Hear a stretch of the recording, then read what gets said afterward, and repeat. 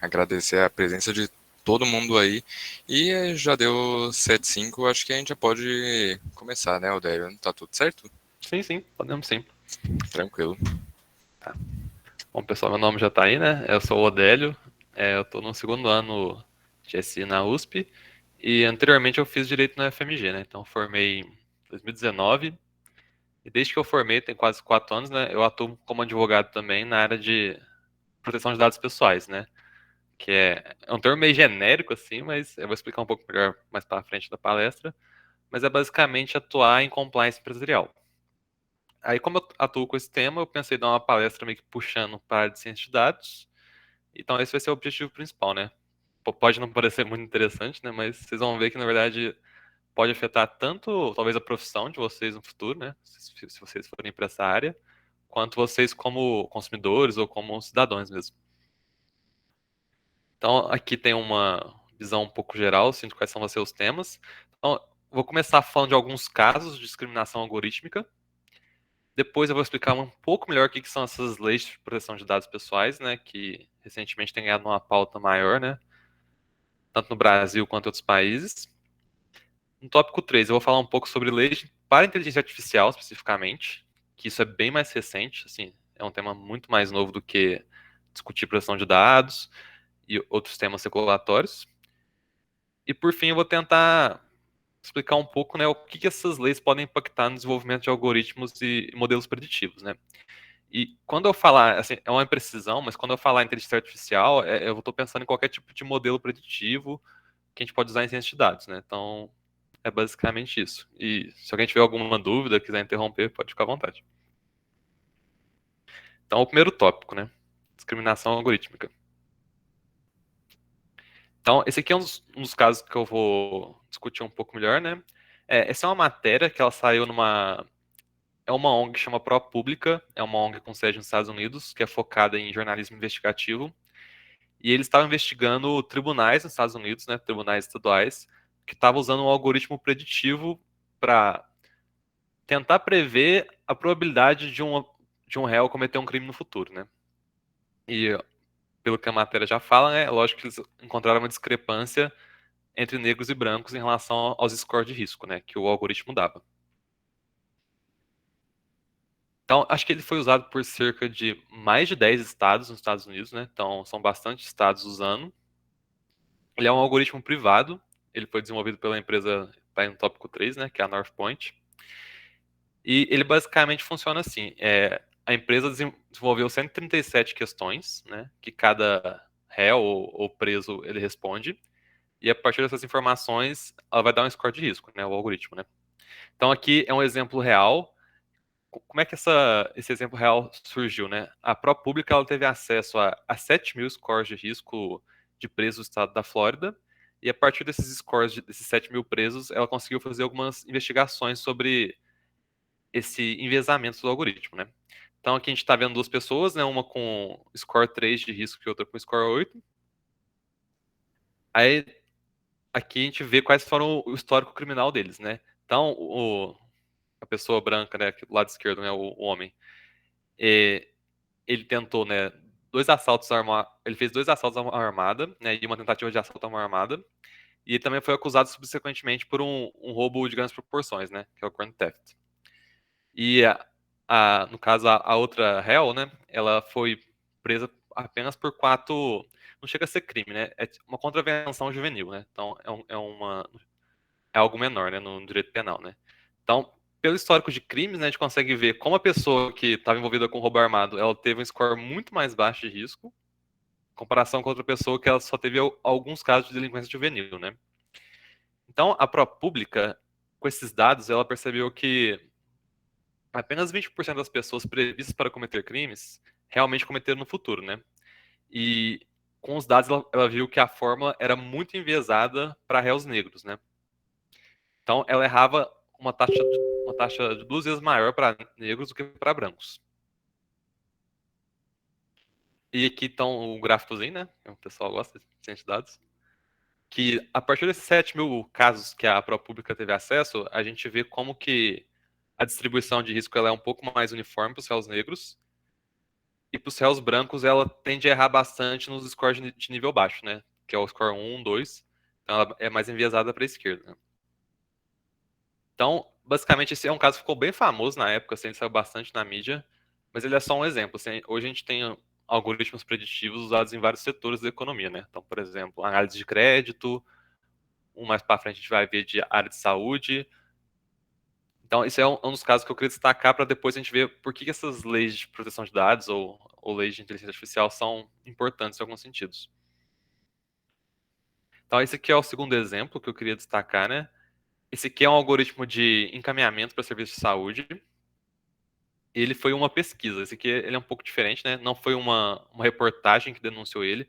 Foi uma pesquisa que foi publicada, tem até o link aqui embaixo, na Science, que ela também viu um algoritmo enviesado para pacientes negros, né? Então, o que esse algoritmo fazia, né? O algoritmo ele pegava, ele viu o estado do quadro clínico do paciente e tentava ver qual que é a probabilidade dele piorar, qual seria o tratamento indicado, né? Então, basicamente, ele fazia uma triagem, né? Olha, esse paciente aqui ele tem chance de piorar, então a gente tem que dar uma atenção maior para esse paciente. E, novamente, né, esse algoritmo, ele tinha um enviesamento contra pessoas negras, né? É uma coisa que é importante deixar claro, né? As pessoas que desenvolveram esses algoritmos, elas não colocaram esse viés diretamente no algoritmo, né? Ele acabou surgindo com base em como é que esse modelo preditivo foi alimentado e foi produzido, né? Então, esse algoritmo, ele errava. Então, ele dava uma chance... Quando tinha um paciente, normalmente negro, o que acontecia, né? Ele tendia a subestimar o quadro de risco dele. Então, ele dava uma pontuação mais baixa. Então, normalmente, pessoas que estavam com quadros mais graves, que eram negras, não eram encaminhadas para serviços de saúde emergenciais, né? E aqui no último ponto, a gente consegue ver essa disparidade, né? Então, se o algoritmo fosse consertado, o número de pacientes negros que receberia o tratamento de emergência aumentaria de 17% para 46%. E por que teve esse erro, né? Nesse caso, a pesquisa ela conseguiu descobrir o porquê, né? Em comparação com o primeiro exemplo que eu dei, né? Como foi uma reportagem, a empresa que desenvolveu o algoritmo, a empresa do algoritmo criminal, ela não quis explicar a metodologia de forma mais detalhada, né? Então eles não tiveram um acesso muito claro ao porquê que o algoritmo criminal era enviesado. Nesse caso, os pesquisadores eles conseguiram descobrir qual que era o motivo, que é o item 3, né? Que é basicamente o seguinte: o algoritmo ele previa o quadro clínico do paciente com base em gastos de saúde no passado. E como historicamente há uma desigualdade social, né? A gente pode pensar tanto no Brasil como nos Estados Unidos em relação à população negra, pacientes brancos tinham um histórico de maior gasto com custos de saúde, né? Então, o algoritmo usava o elemento gasto como um fator preditivo de quadro clínico grave e indicava mais pessoas brancas que negras, né? Então, nesse caso, a pesquisa conseguiu detectar essa causa, né? E acho que é importante destacar que era um algoritmo bem com alcance muito grande. Então, ele era usado em diversos hospitais. Pelas estimativas da empresa, cerca de 200 milhões de pacientes tiveram esse algoritmo aplicado neles. Então, com esses dois casos, assim, eu queria mostrar como é que atualmente, assim, isso impacta muito a vida das pessoas, assim. Então, a gente está pensando aqui dois serviços muito importantes, né? Saúde e a justiça, né? E como é que isso afeta muito a vida das pessoas. Pra vocês terem um comparativo, por exemplo, acho que os Estados Unidos é a maior população carcerária do mundo, tem cerca de 1,5 milhão de presos. Se a gente pensar que mais de 10 estados usavam, então é um número alto de pessoas que provavelmente foi afetado por aquele algoritmo, né? Então, nos dois casos, a gente vê que é um número muito alto e isso vai se estender provavelmente mais no futuro, né? Para diversos tipos de serviço. Aí agora a gente vai entrar um pouquinho na parte das leis, né? E tentar fazer essa cola com esses casos e por que essas leis elas são importantes, né? Então, eu vou falar um pouquinho rápido do contexto histórico, que as leis, no geral, elas não são criadas no vácuo, né? Tem que ter pressões políticas, sociais, tem que ter problemas reais para elas endereçarem. Por mais que a lei possa ser desatualizada, ineficiente, no fim do dia ela tenta resolver um problema real, né? Um conflito real na sociedade. Aqui eu peguei uma citação de uma pesquisadora, ela é da área de psicologia social, ela chama Shoshana Zuboff. E ela é muito famosa porque ela dava aula em Harvard, né? Então, isso dá um gabarito para pessoa. Mas ela pesquisou muito sobre capitalismo de vigilância, né? Que basicamente o conceito é que no capitalismo de vigilância, dados pessoais das pessoas é uma matéria-prima que vai ser usada para você criar serviços preditivos, né? E como a gente vê esse fenômeno, né, com rede social, fake news e eleições no Brasil, a gente está bem acostumado com esse conceito, né? Mas as leis, elas são recentes em relação a tentar contornar esse tipo de problema, né? O que essas leis vão tentar contornar, né? Como tentar dar um direcionamento, tanto para as empresas quanto para governos, sobre regras mínimas para que o uso desses dados não seja abusivo, né? Aqui é um mapazinho para vocês verem como esse tipo de lei tá bem recente no mundo, assim, né? Então a gente tem 71% dos países, eles têm leis específicas sobre proteção de dados. E quando eu falo dados, é dados pessoais, né? Esse conceito de dado pessoal é um conceito bem genérico, assim. É basicamente qualquer informação que identifica uma pessoa física, né? Então a gente pode pensar nos mais óbvios, né? O nome completo, RG, CPF, mas dados indiretos que permitem identificar uma pessoa. Então, geolocalização, por exemplo, o número de IP, identificador da máquina. Então, qualquer dado ou conjunto de dados que permite identificar uma pessoa, essas leis vão tentar cobrir e tentar regular esse uso, né? Aí aqui é uma notícia quando a lei brasileira foi sancionada, né? A Lei Geral de Proteção de Dados Brasileira, que é a LGPD, né? Não sei se alguém já ouviu falar. Ela é bem recente, ela foi aprovada em 2018 e normalmente quando uma lei é aprovada, entre ela ser aprovada e ela entrar em vigor tem um espaço de tempo, né? Então aqui foi 2 anos para as empresas se adequarem e ela entrou em vigor em 2020, né? Aí, né, agora vamos tentar entender de uma forma mais geral, né? Não vou entrar em nenhum detalhe da lei, mas por que essas leis são importantes per si, né? O que elas estão falando, o que elas estão regulando. Então, basicamente, ela tem 3 objetivos gerais, né? Então, ela define direitos para os titulares dos dados pessoais, né? A gente, né, como pessoa física. Então, a gente vai ter, por exemplo, o direito à transparência, entender como é que a empresa ou o governo está usando seus dados. Você vai ter o direito de obter uma cópia desses dados, eliminar os dados ou corrigi-los. Ela estabelece um modelo regulatório que é um modelo de análise de risco, né? O que isso quer dizer? Eu vou dar um parênteses mais sobre a questão regulatória de mercado, né? Quando uma empresa tem uma atividade que pode gerar risco à sociedade, normalmente o Estado regula, né? Então, por exemplo, direito ambiental, né? Tem regras ambientais para que não haja abusos, né? Na mineração, na agricultura.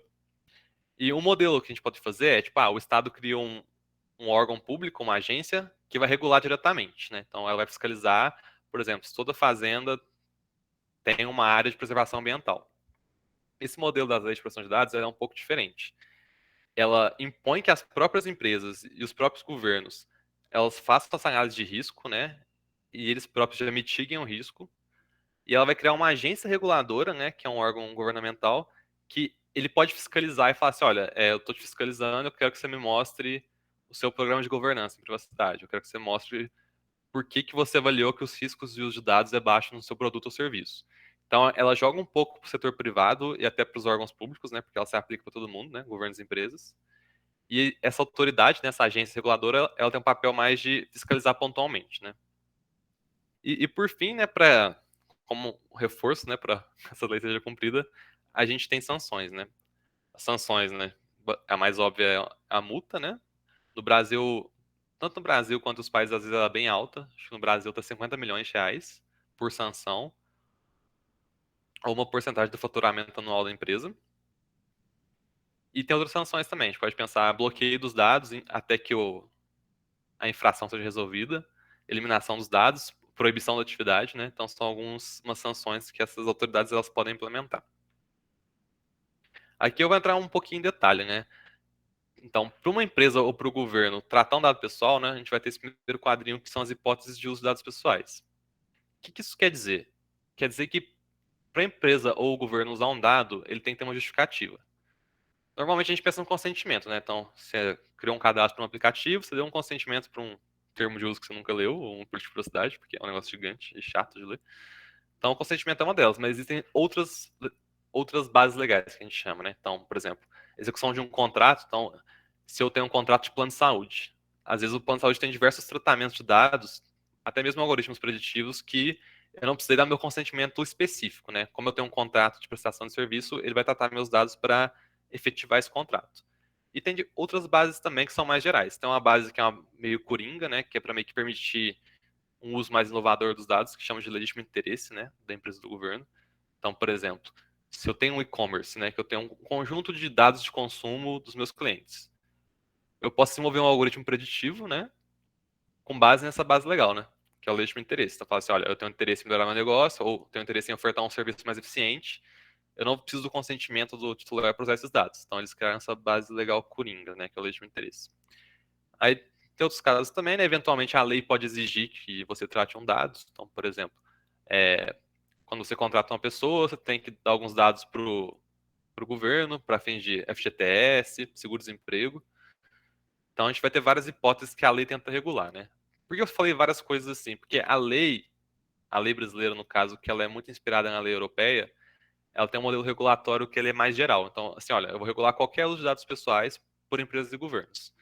Esse é um modelo mais abrangente, né? E tem um modelo regulatório americano que ele é um pouco mais liberal. Então, qual que é a diferença dos Estados Unidos para tanto para a União Europeia, né, quanto para o Brasil? Nos Estados Unidos eles criam leis setoriais. Então, lá vai ter uma lei que protege crianças e adolescentes. Lá vai ter uma lei que protege o uso de dados no setor financeiro. Então, ele não cria uma lei geral que regula tudo, mas ele cria leis específicas para temas que o Congresso americano considera mais sensível, né? E até hoje lá é um debate muito forte se os Estados Unidos deveriam adotar um modelo regulatório semelhante à União Europeia, né? Esse mais geral. E tem vários motivos por isso, né? Então, a gente pode pensar no escândalo da Cambridge Analytica, né? Que pegou dados de milhões de usuários do Facebook para análise preditiva em campanhas políticas, né? Inclusive a campanha do Trump em 2016 usou esse modelo. Então essas leis vão tentar falar assim, olha, gente, vocês podem usar dados, mas vamos tentar criar algumas regras para não ferir direitos das pessoas, né? Então, esse segundo ponto entra muito essa forte análise de risco, né? Que é exigir que a empresa analise esses riscos, né? Que nem eu comentei antes. E a empresa ela tem que comprovar que ela fez isso, né? Então, por exemplo, né, no meu trabalho eu faço isso muito. Um plano de saúde, esse caso aconteceu, né? Era um cliente nosso, né? Que era um grande plano de saúde. Ele está desenvolvendo um algoritmo de diagnóstico de algumas doenças, né? Então, ele pegava o histórico do paciente, analisava e tentava fazer um modelo preditivo. Ele desenvolveu esse algoritmo, né? E, ao mesmo tempo que tinha um desenvolvimento técnico, tinha uma análise jurídica de risco, né? Então, a gente fez né, uma coisa que chama relatório de impacto da privacidade e proteção de dados. Então, a gente tentou antecipar eventuais danos que o uso desse algoritmo pode gerar nos pacientes, né? E a gente dá uma avaliação de risco falando assim, olha, nesse ponto aqui tá ok, você conseguiu comprovar que você usou uma base de dados limpa, adequada, que o algoritmo é preciso, a gente não consegue ver um uso discriminatório desse algoritmo. Então isso é uma análise de risco que as empresas elas vão fazer, né, e vão armazenar, e se eventualmente tiver algum problema, a Autoridade Nacional de Proteção de Dados, que é o órgão regulatório brasileiro que vai fiscalizar, né, esse mercado, ele pode requisitar essa análise, né, para ver se realmente a empresa fez isso de uma forma adequada, se ela analisou isso corretamente, né, ou se ela foi displicente e já lançou no mercado algo que poderia estar enviesado, né, que nem os exemplos que a gente viu mais cedo. Aí, né, indo embaixo de novo, né, a gente vai ter os direitos. Opa, Odélio, rapidinho. É, antes de você continuar, que você terminou aquele tópico, a gente está perguntando no chat que a Luísa perguntou que é por que é tão fácil pesquisar o nome da pessoa no Serasa? O score no Serasa não é considerado como um dado pessoal? Isso. É uma boa pergunta. O Serasa é sempre um papo difícil. O Serasa ele é um negócio que é basicamente só dado pessoal. E a lei não considera abusivo você ter um score de crédito de uma pessoa física ou de uma empresa.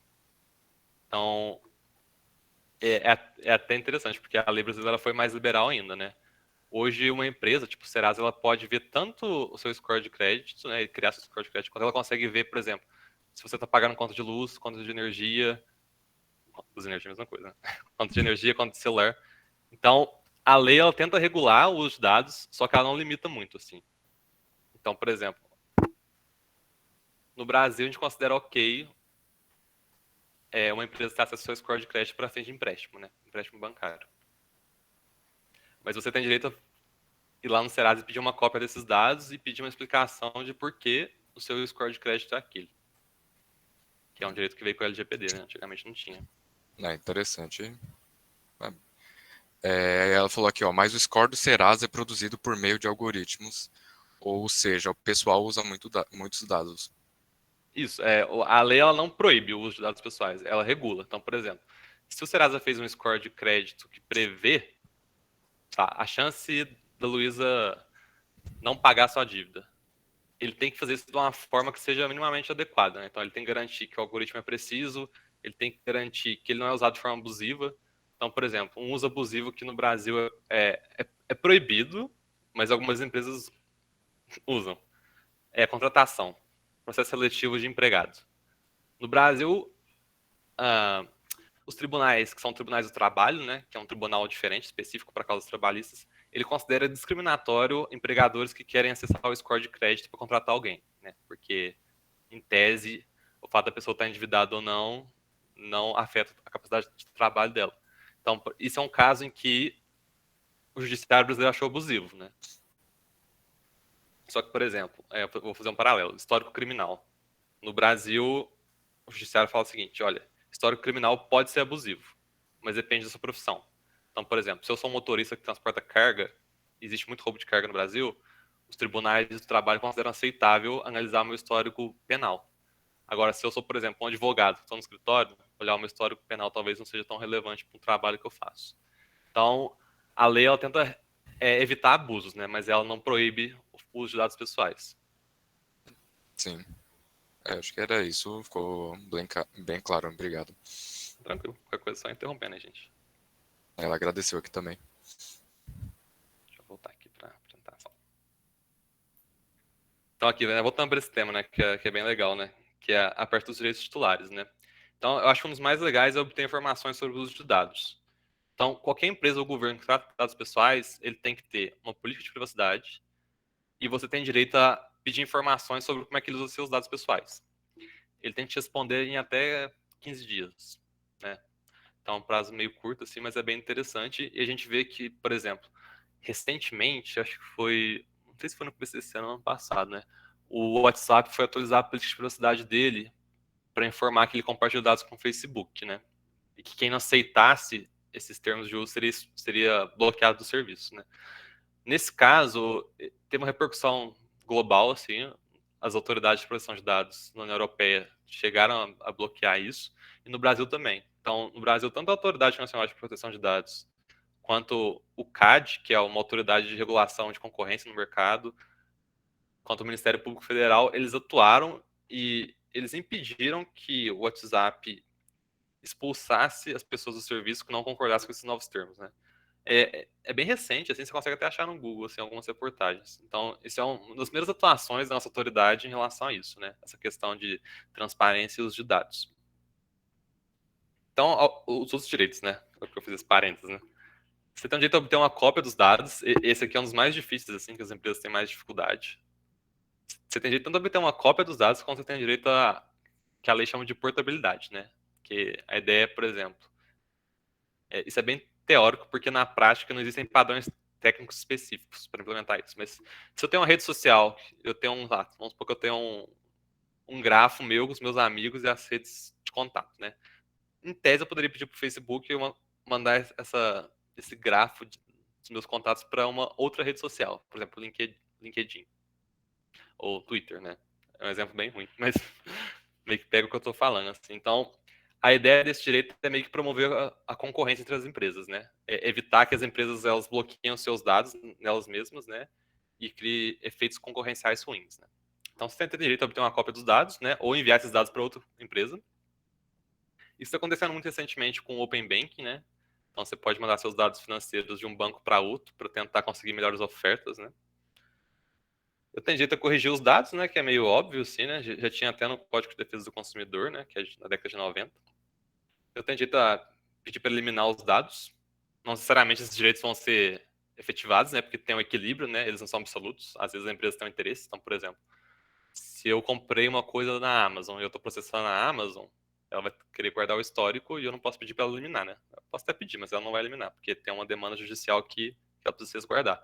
Então, como tem essa balança aí, é meio que um equilíbrio, né? Entre os interesses da empresa ou do governo e os meus direitos como titular dos dados, né? E esse aqui também é um que gera um Agora, pouco de... rapidinho. Pode falar. A Beatriz fez uma pergunta, ela perguntou: os dados precisam ser armazenados de forma rastreáveis, né? Para que isso seja possível. Ah, essa pergunta é boa, porque os clientes ficam malucos. Em tese, sim, né? Precisa, mas tem cliente que não tem esse controle de onde os dados estão, como é que os dados trafegam. Assim. Se a empresa é muito grande, isso é difícil. Uhum. Saiu no New York Times uma reportagem sobre o Facebook que vazou um memorando interno que era justamente sobre isso, né? O Facebook não tem totalmente certeza de quantos dados eles têm e onde que eles estão. Assim. Então, tecnicamente, deveria acontecer, mas é difícil. Sim. Falou que é muito difícil criar um banco de dados assim, fica tudo perdido normalmente. Sim. E agradeceu aqui também a resposta. Tá legal, gente. Então a gente tem voltando aqui, né? O último que talvez, eu não sei se vocês já chegaram a ter, mas o titular tem direito a ser notificado em caso de incidente de segurança, né? Então, se seus dados forem vazados, né? Em tese, a empresa tem que notificar, né? E qual que é meio que a dificuldade da lei? A lei fala o seguinte: se teve um incidente de segurança que afetou a confidencialidade dos dados, a integridade, né? Se ele foi alterado, ou a disponibilidade, para mim ser notificado, tem que ser um caso que gere risco ou dano relevante. Então as empresas, né, né, faço para as empresas, né, tipo os escritórios, né, ou o jurídico da empresa.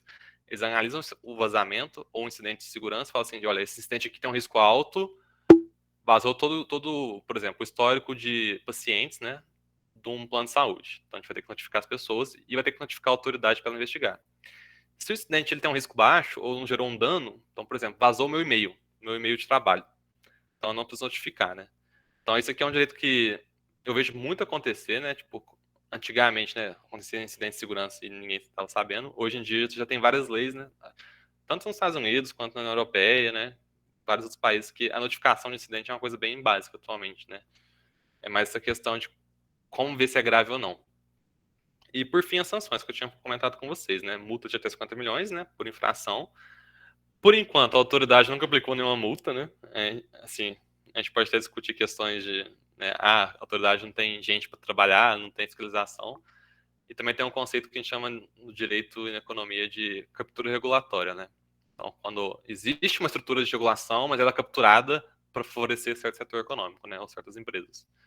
Só que eu acho que a NPD é muito jovem ainda, então ela é bem pequena, ela tem cerca de 55 funcionários só. Pra vocês terem noção, a Anatel, né, que fiscaliza só telecom, ela tem 1.100 funcionários. Então é um processo de construção, né?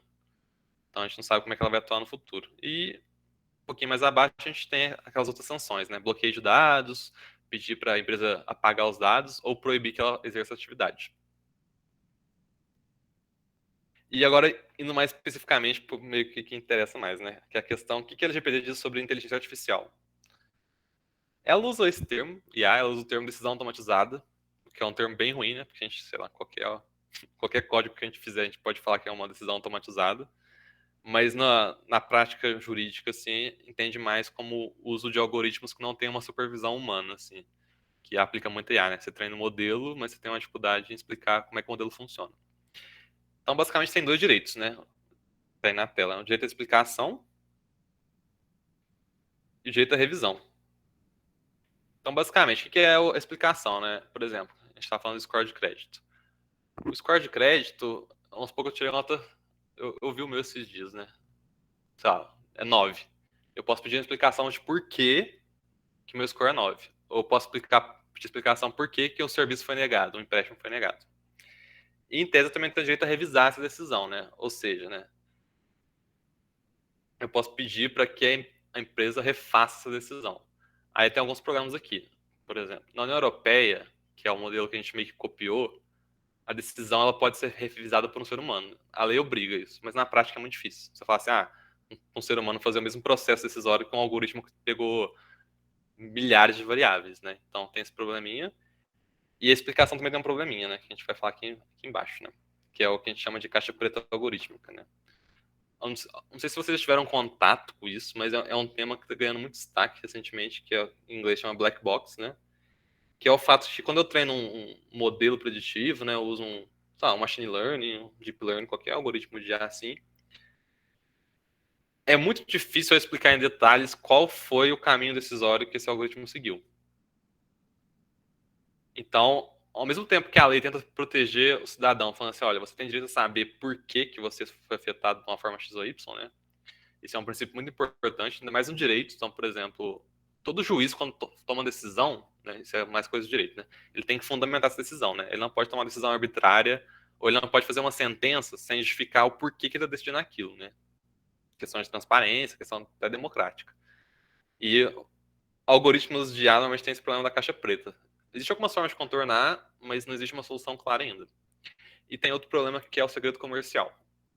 Então, voltando ao caso do Serasa. O Serasa ele pode dar uma explicação geral para mim, falando assim, olha, a gente considera seu histórico de pagamento de contas, a gente considera se você pegou algum empréstimo anterior e pagou ou não, mas ele vai dar uma explicação um pouco geral. Ele vai dar alguns critérios, só que ele vai falar assim, olha, eu não posso explicar em detalhes porque esse é um segredo comercial e se eu fizer isso eu estou expondo para concorrência o meu algoritmo, né, o meu modelo. Então, essas são as duas principais dificuldades. E são dificuldades reais, assim. Então, teve um caso na Alemanha que foi muito famoso, que era justamente uma pessoa pedindo uma explicação de por que o score de crédito dela era baixo. E os tribunais acharam aceitável a defesa da empresa de que eles não poderiam detalhar muito porque era um segredo comercial. No Brasil, isso não está muito claro ainda, né? Vamos ver como é que se desenvolve no futuro esse tema. Opa, cara, então a gente tem mais uma pergunta aqui, que ele falou que é um pouco fora do tema, só que antes do slide do direito, a explicação, acabou falando um pouco de comunicações. Uhum, E ele falou aqui, mas tinha uma outra lei, acho que era algo sobre manter registros de uhum. conexões de usuários. Tem mais outros dados que, por outro lado, precisam ser mantidos? Isso é legal. Eu não comentei dessa lei, que ela não é muito sobre proteção de dados, ela é mais geral. É o Marco Civil da Internet, né? Ele veio antes. Uhum. O Marco Civil, ele impõe a obrigação de registro de conexão para provedores de internet, né? IP, data e hora e porta lógica, quando tem IP compartilhado. E para as empresas é o que eles chamam de registro de aplicação, né? Então, quando eu acesso ao aplicativo, é a mesma coisa, IP, data, hora e porta lógica. Aí o que o Marco Civil fez? Ele separou. Então, o provedor de internet ele só pode acessar e armazenar a conexão, e a empresa só pode armazenar o acesso à aplicação dela, né? Seja aplicação web ou aplicativo. Para, teoricamente, uma não identificar a outra. Mas, assim, existem suspeitas de que, por exemplo, as telecoms armazenam seu histórico de navegação, que em tese não poderia, né? E isso é uma prática legalizada nos Estados Unidos. Lá nos Estados Unidos, as telecoms, elas armazenam todo o seu histórico de acesso à internet, né? Tudo que você acessa, e elas podem vender isso.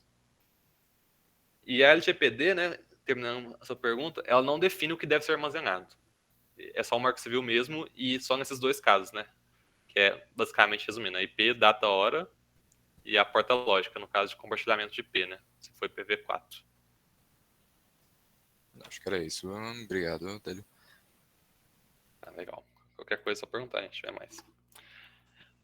Aí voltando aqui para esse slide, né? Eu tentei pegar isso, eu peguei num paper, né, que está aqui embaixo, né? Chama Peek Inside the Black Box, né? Que é meio que um survey sobre a área de pesquisa, e ele mostra o número de publicações técnicas sobre isso, né? Sobre o direito, não sobre o direito, né? Sobre a explicabilidade de algoritmos, né? Então a gente vê que é um tema que está ganhando muito destaque, assim, é um tema bem interessante e ele vai muito pro lado técnico, assim, né? Então o pessoal que curte ciência de dados ou curte IA em geral pode ser um tema de pesquisa para o futuro ou até para você trabalhar, assim, porque é um desafio técnico e é algo que a lei exige, né? A explicabilidade. E é bem interessante, assim, porque, como a gente viu nos outros casos, né? A gente pode pensar que cada vez mais algoritmos vão determinar vários fatores da nossa vida, né? Se a gente vai conseguir um emprego ou não, se a gente vai conseguir acesso a algum serviço, né? Educacional, de saúde. E a transparência é bem importante, né? Então, é um tema que eu acho bem interessante para o futuro, assim, e que ele, né, é pouco desenvolvido. Aí agora, né, a gente falou assim, tem lei de proteção de dados, leis gerais que regulam esse uso genérico de dado pessoal, né? Tipo, qualquer coisa. E agora tá vendo uma onda específica para a lei de inteligência artificial. Eles estão vendo que usa esses algoritmos preditivos, né? Eu uso o termo IA no sentido estrito, né? Que a gente chama de weak, né? IA, né? É basicamente esses modelos preditivos, né? Então não é nada que se assemelha a uma cabeça humana, né? O termo era inteligência artificial geral, né? Que é tentar simular um cérebro humano, né? Então eu tô, né, mais pé no chão, né? Que é o estrito, que a gente usa na faculdade mesmo. Então aqui eu destaquei duas matérias, né? Que a União Europeia está discutindo bem forte, né? E a União Europeia, quando cita marca global, é porque a União Europeia ela é um mercado regulatório muito forte, então normalmente o que ela faz às vezes esparrama pelo mundo, né? Então eles criaram a Lei Geral de Proteção de Dados dele, né? Que em inglês é a General Data Protection Regulation, e isso foi um modelo global, assim, o Brasil e vários países adotaram. E abrindo um parênteses aqui, essa regulação mais forte da União Europeia, né, o bloco de países europeu, ele até serve como uma forma de proteção de mercado, né? Então, ele cria regras que normalmente o mercado europeu vai estar mais acostumado, e isso impede que empresas globais compi gerem competição com as empresas locais, né? Isso é meio teórico, assim, né? Que a gente pode falar que os Estados Unidos e agora a China, né? São os players mais importantes desse mercado. Mas a lei de proteção de dados europeia ela tem esse viés tanto de proteção dos direitos das pessoas, como esse viés de proteção de mercado também, né? E o Brasil, novamente influenciado pela União Europeia, ele começou a discutir recentemente leis para inteligência artificial. Então, atualmente tem 3 projetos de lei no Congresso, eles são bem fracos, assim, e foi montada uma comissão de juristas especificamente para unificar esses projetos num só. E esse pessoal que trabalha nessa comissão é um pessoal bem legal, assim, bem interessante, um pessoal bem qualificado. Então, basicamente, eu falei esses cenários, né? Da União Europeia, que não foi aprovada ainda, está sendo discutida, e no Brasil também está começando as discussões agora. Para vocês terem uma noção, a Lei Geral de Proteção de Dados brasileira, ela foi discutida durante 10 anos antes de ser aprovada. Então, às vezes, leva um tempo. Opa, tem alguém com a mão levantada. Pode, Ah, legal. pode falar.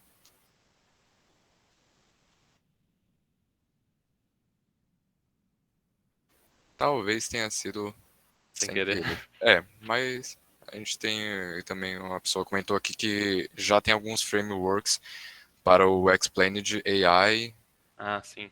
o Lime. Ah, o Lime é um Esse, deles. esse paper que eu citei, ele tem uma tabela que tem mais de 10, assim, frameworks de explicação. É bem interessante, assim. O Iago vai mandar o PPT para vocês depois. Aí eu acho uma boa dar uma Uhum. olhada nesse paper, ele é bem legal. No final a gente comenta sobre também. Mas assim, já adiantando, no final a gente vai disponibilizar esses slides e alguns papers que o Délio separou que estão no final. Tá. Então, voltando aqui, um resuminho simples, né? Que a gente fala, lei de proteção de dados, lei de IA, qual que é a diferença disso, né? Então, a lei de proteção de dados, né? Elas são mais gerais, então ela regula qualquer uso de dados pessoais para qualquer coisa, então é bem genérico mesmo. E esse debate, ele tá acontecendo há algum tempo, né? Desde os anos 80. E ele acompanhou várias questões, né? Então, nos anos 80, tinha uma preocupação maior de como é que os governos usavam dados pessoais.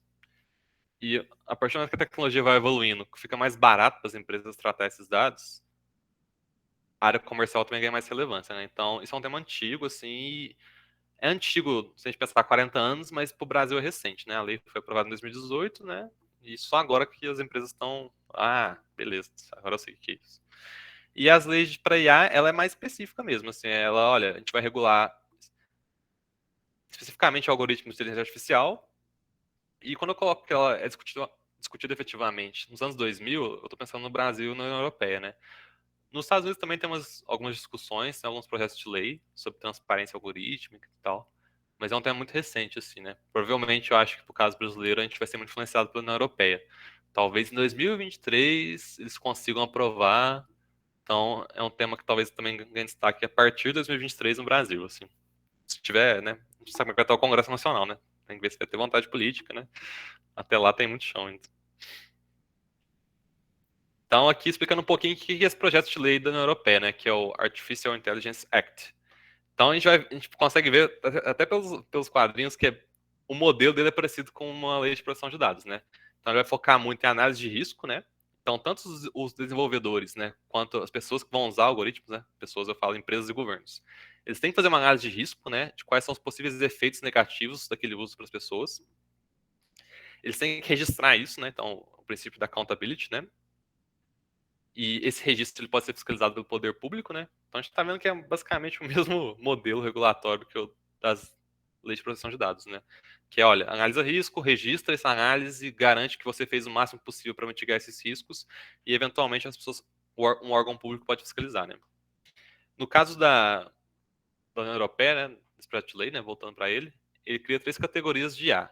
IAs proibidas, que eu destaquei aí, né? Então, por exemplo, ele já proíbe logo de cara. Não tem, é impossível usar esse modelo para score social de cidadão, que existe esse debate na China, principalmente, né? Você cria um score de quão bom cidadão a pessoa é, e dependendo desse score, ela pode ter acesso a serviços ou não. Então, lá na China, tem casos que pessoas não podem comprar passagem aérea, não podem comprar passagem de trem, por ter um score baixo. E lá é bem assim, né? O que a gente teve noção desse modelo é bem geral, assim. Então, por exemplo, se a pessoa atravessa a rua com sinal vermelho, isso entra no score dela, né? Score social. Então, a União Europeia já está falando, ó, tem casos que fere demais os direitos das pessoas, então a gente vai proibir. Outro também que é um tema bem legal, assim, discutir muito, é a questão de identificação facial em espaço público para fins de segurança, né? Tem vários, no Brasil já usaram, estão começando a usar já em algumas cidades, só que a gente vê que tem várias falhas desse tipo de identificação biométrica, né? E normalmente, dependendo de como é que o algoritmo for treinado, ele pode ser mais enviesado para determinadas etnias, né? Então, se a gente for pensar, existem até estudos sobre isso, né? Na internet, a maior parte das imagens, das fotos, são de pessoas brancas. Então, se você faz um web scraping genérico e treina um algoritmo, ele pode ser muito bom em identificar pessoas brancas, mas não, por exemplo, etnias negras, asiáticos, latinos. Então, isso é um caso que a União Europeia considerou que é. Está considerando, né? A lei não está pronta, né? Que é um caso que é proibido. Então, a gente vai ter os casos proibidos, a gente vai ter casos de alto risco. Então, quanto maior o risco, maior as obrigações, né? Então, tem que mostrar que eu fiz um relatório de impacto antes de lançar essa IA. E tem casos que são de baixo risco. Os casos de baixo risco não tem nenhuma obrigação. Você pode usar isso no mercado livremente, né? Então, vamos pensar um exemplo aqui. Tá, um algoritmo para otimizar entrega de mercadoria. A gente não consegue pensar qual que é o grande risco que isso pode gerar para uma pessoa. Tá, no máximo, um atraso de entrega, se não for um bom algoritmo. Então, esse é um caso que a lei fala, olha, está tranquilo, você não tem nenhuma obrigação. E, por fim, né, a vara, né, que a gente usa para fazer as empresas e o governo aplicar essas coisas, que é a multa, né? Aí, no caso, é 30 milhões de euros, né, por sanção, ou 6% do faturamento anual da empresa, que é bastante coisa, assim. Então, basicamente, a gente viu, né, é muito parecido os modelos. Aqui eu fiz um quadrinho, né, para explicar esse tanto de coisa que eu estou falando, numa forma de fluxo. Então, a gente tem num cantinho a empresa, né? Então, a empresa vai ter uma equipe técnica que vai desenvolver os algoritmos. A gente vai ter um jurídico com compliance. Então, nos casos de áreas de alto risco, essas duas áreas da empresa vão ter que conversar. E como é que eles vão conversar? Que nem eu falei mais cedo, né? Eles vão fazer um relatório de impacto. Quais são os possíveis danos que esse algoritmo pode causar às pessoas, né? Dano à privacidade, dano de acesso a um serviço. Vai ter que ser documentado esse desenvolvimento, né? Então, por exemplo, registrar como é que a base de dados usada para treinar o algoritmo foi selecionada. Se vocês fizeram uma limpeza da base de dados, é possível que tenham vieses raciais, discriminatórios. Tem que registrar também quais riscos a empresa não conseguiu mitigar, né? Se esses riscos são baixos o suficiente. E a lei fala um pouco também de níveis de precisão mínimo, né? Então, basicamente, o que a empresa faz, ela lança no mercado, né?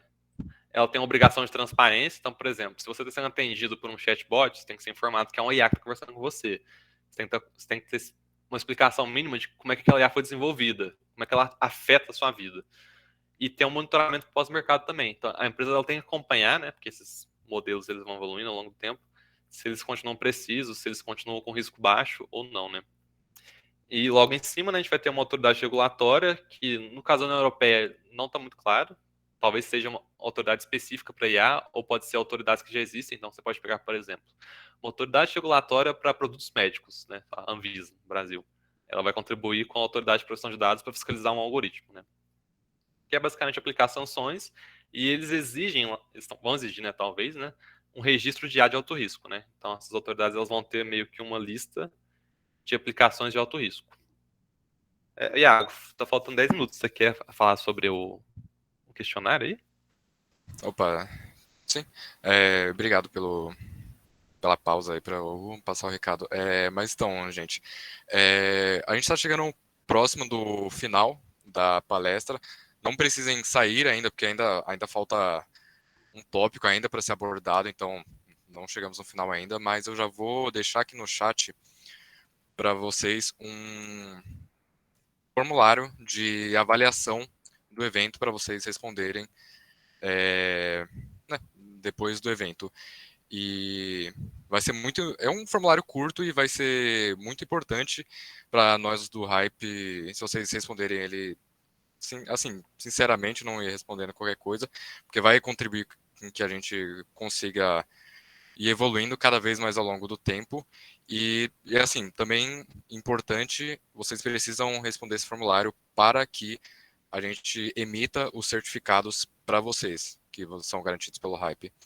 Então, relembrando que é importante responder esse formulário para que vocês recebam o certificado. E também que vocês vão estar ajudando bastante a gente. Quando chegar no final da palestra, eu vou enviar o link de novo, porque sei lá, vai que o chat sobe. Mas eu já vou enviar aqui agora. Mas era isso, pode continuar, Odélio. Legal. Bom, então, pessoal, indo mais pro encaminhamento, né? O tópico final, né? Então aqui é mais para você ter essa noção, né, de quais são os atores, né, empresas, mercado, autoridades regulatórias, né, que é governo, né? Vocês terem essa noção meio que mais overview, né, do que eu fiquei falando aqui quase uma hora, né? E por fim, né, meio que é um resuminho do que já foi falado, né, de que talvez como é que isso vai impactar quem for atuar nessa área no futuro, né? Então, eu acho que tem dois pontos que é muito importante, né, que é, assim, né, resumindo, né, que é a análise de risco desses algoritmos, desses modelos preditivos, né, que eu acho que agora vai ser mais rigoroso o desenvolvimento deles pela empresa. Então, a empresa vai ter que fazer análises prévias de risco, que vai envolver tanto o pessoal técnico quanto o pessoal jurídico, o pessoal de compliance. Vai ter que registrar isso, vai ter que documentar essa análise, vai ter que documentar o que a empresa fez para garantir que esses modelos sejam precisos, para garantir que esses modelos não afetem pessoas de forma discriminatória, né, nos casos que a gente viu lá em cima. E isso é muito importante, assim, porque pode não parecer, mas isso afeta muito a vida das pessoas, né? Que nem a gente viu lá. Um algoritmo que afeta 200 milhões de pessoas em relação ao acesso à saúde, isso é questão de vida ou morte, assim. Então, isso é uma questão importante para além de, tipo, é uma chatice regulatória, vai impedir inovação. Eu acho que, se eu vou pensar em inovação, ok, isso pode gerar alguns fardos, né, para inovação, mas ela gera uma inovação de melhor qualidade, né? Porque se a gente for pensar o clima político atual, com fake news, disseminação de informação duvidosa, em parte isso é devido a um modelo de mercado que falava, olha, você tem que inovar a qualquer custo, não importa o que aconteça. E hoje a gente está vivendo um pouco das consequências disso. Então, eu acho que isso é importante nesse sentido, assim. Mas você pode discordar também, falar que não, que a inovação, a princípio, deve ser mais importante. Depois a gente resolve o problema, né? Mas aí é um tema mais difícil. E eu acho que para o pessoal técnico vai ser duas coisas, né? Que é explicar a decisão, que eu acho que é o tema mais legal, né? Que dá pra fazer um doutorado sobre vários pequenos detalhes disso. E como efetivar uma revisão, né? Porque se o algoritmo é enviesado e eu gastei milhões de reais para desenvolver o algoritmo, quando a pessoa pede a revisão dessa decisão, como é que eu vou efetivar isso, né? Um ser humano provavelmente não vai conseguir. Eu vou ter que ter mais de um modelo algorítmico. Então, acho que é um tema também interessante, né? Então, acho que para pessoal técnico, né, é basicamente a explicação da decisão e como fazer essa revisão da decisão, né, em casos que as pessoas requeiram esse direito, né? E encerrando aqui, né, eu tentei ser bem abrangente. Então, você tem um artigo, né, que é esse artigo ele é mais a questão ética, né, que é da caixa preta à caixa de vidro, o uso de Explain More Artificial Intelligence para reduzir a opacidade e enfrentar o enviesamento dos algoritmos. Ele é professor da FMG, né, ele foi meu orientador, né, meu TCC foi sobre isso, né, foi sobre direito de explicação, decisão automatizada. O livro, né? Como você tem a Shoshana Zuboff, né? Esse livro é bem famoso dela, né? A Era do Capitalismo de Vigilância. Tem em português. Então, por isso que eu achei importante destacar esse. Como instituto de pesquisa, né? Esse Now Institute, ele é bem focado em questões de transparência e explicabilidade. Acho que ele tem um pessoal da Universidade de Nova York, se eu não me engano, mas ele é um instituto separado, né? Então, ele é uma ONG. É bem legal os materiais que eles produzem. E de documentário, talvez alguns já tenham visto, né? Que é o Code Bias, né? Que é basicamente, é bem focado na questão de identificação facial, né? Tem uma menina da MIT, né? Que ela percebe que o algoritmo identificava ela de máscara branca de plástico, mas não identificava o rosto dela normal. É um documentário bem legal. E é isso, pessoal. Obrigado aí pela atenção. Se tiver alguma dúvida ou comentários, fica à vontade. Opa, a gente tem uma pergunta que é: quando um anônimo vaza os dados de outra pessoa, existe alguma punição? Ah, pergunta é boa. Então, existe na lei o crime de invasão de dispositivo informático, né? Só que as polícias, né, que tem um papel investigativo, né, a Polícia Civil, no caso, ela é bem pouco preparada para investigar isso. Então, em tese, existe sim a punição penal para isso. Só que se a polícia não consegue investigar e não consegue achar quem é essa pessoa, realmente não vai existir essa punição, né? Então, se a pessoa continuar anônima, é basicamente impossível, assim. E hoje em dia existe punição da empresa, né? Por mais que a empresa não tenha culpa, se um incidente gerar um risco alto para as pessoas, ela pode não ter ela pode ter uma sanção monetária ou de bloqueio de dados, né? Que é o caso da NPD, né? Mas aí não teria punição penal, né? Que é diferente, né? Sim. Então, pessoal, se alguém tiver mais alguma pergunta, nossa, falou que já vazaram meu nome, CPF, endereço de internet. Tudo isso? Isso é bem famoso. Isso é bem clássico, na verdade. Tem um site que vende esses dados. O Ministério Público já tentou derrubar esse site várias vezes. Eu esqueci o nome dele. Mas acho que por R$ 50 você compra vários dados de qualquer pessoa. Nossa.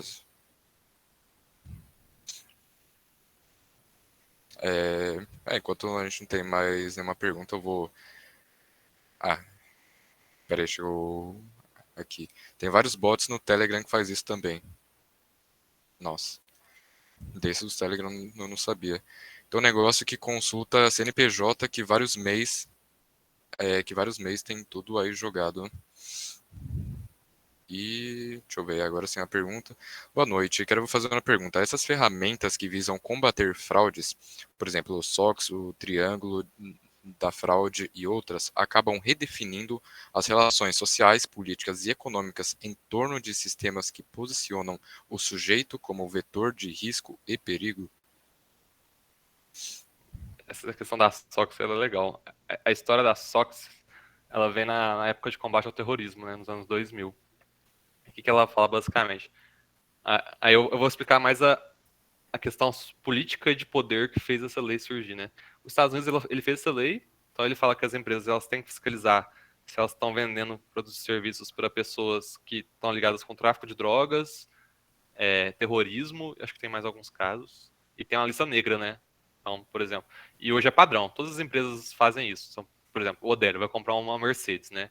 Que é um carro caro que pode ser usado para lavagem de dinheiro. Eles vão consultar meu nome para ver se eu estou nessa lista negra. E é Hum, justamente os Estados Unidos. Ele fez uma lei nos Estados Unidos, só que ele exige, basicamente, tipo assim, como ele tem muitas multinacionais que atuam lá, basicamente você cria uma lei local que tem um efeito global. Então é realmente isso mesmo. Às vezes, questões de poder vão influenciar quem tem acesso aos dados e quem não tem acesso, né? O que pode ser feito com eles. sim, achei interessante. Ah, e ele agradeceu aqui. Enquanto a gente não tem nenhuma pergunta, eu vou repetir aqui que os slides eu vou enviar para todo mundo. Então não se preocupem se vocês quiserem revisitar, ver algum material que o Délio separou, eu vou enviar no e-mail de vocês. E também lembrando sobre o formulário da avaliação do evento, que é muito importante para nós do Hype e também que é necessário responder ele para vocês receberem o certificado que é garantido pela nossa entidade maravilhosa. Vou enviar aqui novamente. Eita, deixa eu ver aqui. Eu enviei de novo o link do formulário para quem quiser. A Isadora perguntou: para participar de mais palestras e workshops, é só acompanhar as redes sociais? Sim, a gente divulga pelas redes sociais, pelo e-mail, se você for da USP, no caso. Mas sim, principalmente pelas redes sociais, a gente está sempre divulgando lá por meio de stories e do feed. O Instagram está sempre atualizado quanto aos próximos eventos que a gente vai ter.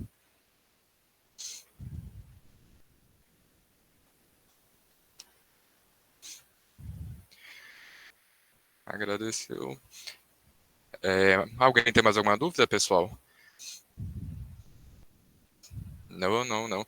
Bem, já vou agradecendo aqui. Eu quero agradecer a presença de todo mundo nesse evento. Foi um evento bem legal. Eu, pessoalmente, eu acho muito interessante isso, porque é uma coisa totalmente em alta e importante, porque envolve tanto o desenvolvimento tecnológico e política, e né, retrata as questões que a gente está tendo que lidar no mundo, no Brasil e no mundo, todas as questões de leis.